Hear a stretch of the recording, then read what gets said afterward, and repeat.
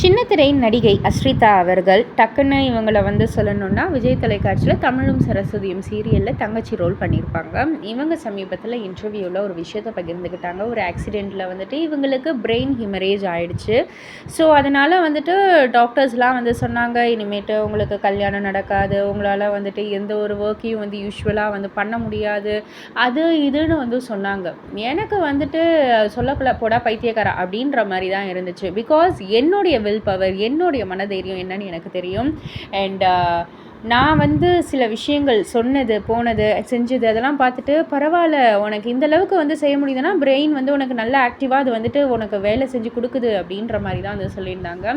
நான் என் அப்பாவை பார்த்தா எனக்கு எல்லாமே சரியாயிடும், நான் போய் என் அப்பாவை பார்க்குறேன் அப்படின்னு சொல்லிட்டு தான் நான் போனேன். ஸோ இது டாக்டர்ஸாலே நம்ப முடியாத ஒரு மிராக்கிள் அப்படின்ற மாதிரி தான் இருந்தது.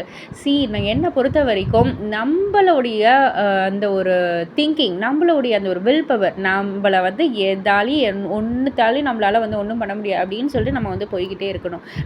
இவ்வளோ டாக்டர் நிறைய ரெஸ்ட்ரிக்ஷன்ஸ்லாம் சொன்னாங்க. நான் அவங்கக்கிட்ட கேட்டது ஒன்று தான், நான் ட்ராவல் பண்ணலாமா, நான் ஹீல்ஸ் போடலாமா, நான் கிளிசரின் போடலாமா, இந்த 3 விஷயம் தான் கேட்டேன்.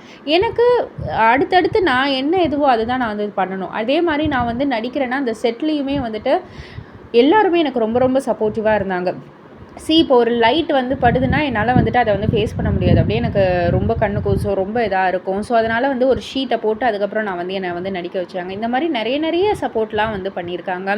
ஸோ இப்போ நான் இந்த அளவுக்கு நான் வந்திருக்கேன் அப்படின்னாலுமே அது நம்ம நினைக்கணுங்க. அதில் மட்டும்தான் இருக்குது. டாக்டர் அதை சொல்கிறாங்க, இதை சொல்கிறாங்க அப்படின்னு சொல்லிட்டு நம்ம டவுன் ஆகி உட்காந்துடக்கூடாது அப்படின்ற மாதிரியான ஒரு விஷயத்தை அவங்க பகிர்ந்துக்கிட்டாங்க. இதை பற்றி நீங்கள் என்ன நினைக்கிறீங்க, உங்களுடைய கருத்து என்ன அப்படின்றத கீழே உள்ள கமெண்ட் பாக்ஸில் குறிப்பிட்டு சொல்லுங்கள். மறக்காம சேனலை சப்ஸ்கிரைப் பண்ணி பக்கத்தில் உள்ள பெல் ஐகானை கிளிக் பண்ணிவிடுங்க.